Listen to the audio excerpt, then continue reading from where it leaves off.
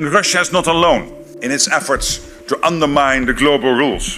As you know, it is working with China, with North Korea, with Iran and others. Sekretaris Jenderal NATO Mark Rutte menuding Rusia tengah berupaya melemahkan aturan global. Hal itu disampaikan Rutte pada Kamis 6 November 2025. Menurut Rutte, negara yang dipimpin Vladimir Putin itu akan terus menjadi kekuatan yang mengganggu kestabilan Eropa dan dunia. Lebih jauh, Rutte juga mengeklaim Rusia tidak sendirian dalam upayanya untuk melemahkan aturan global.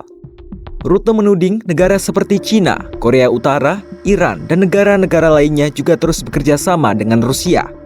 Ia bilang kerjasama itu menjadi pemicu meningkatnya kerjasama industri pertahanan ke level yang belum pernah terjadi sebelumnya. Rutte pun meminta aliansi NATO untuk ikut bersiap menghadapi sejumlah konfrontasi jangka panjang yang berpotensi terjadi. Because the threats we face are real and lasting. Russia's unprovoked war against Ukraine is the most obvious example of the threat. But the danger posed by Russia will not end when this war does. For the foreseeable future, Russia will remain a destabilizing force in Europe and the world. And Russia is not alone in its efforts to undermine the global rules. As you know, it is working with China, with North Korea, with Iran and others. They are increasing their defense industrial collaboration to unprecedented levels.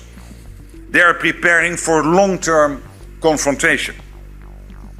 We cannot be naive. We must be prepared. Lebih lanjut, Rutte menegaskan bahwa kekuatan aliansi saat ini telah menjadikan NATO tak terkalahkan. Ia menyatakan jika salah satu aliansi NATO diserang, maka akan ada 31 negara lain yang datang untuk membantu. Selain itu, terkait sejumlah serangan drone Rusia ke wilayah Rumania, Rutte menyatakan bahwa NATO telah meningkatkan kewaspadaan. NATO juga akan menanggapi insiden itu dengan serius. Ia pun menegaskan NATO telah siap dan bersedia untuk melakukan segala yang diperlukan guna mempertahankan diri.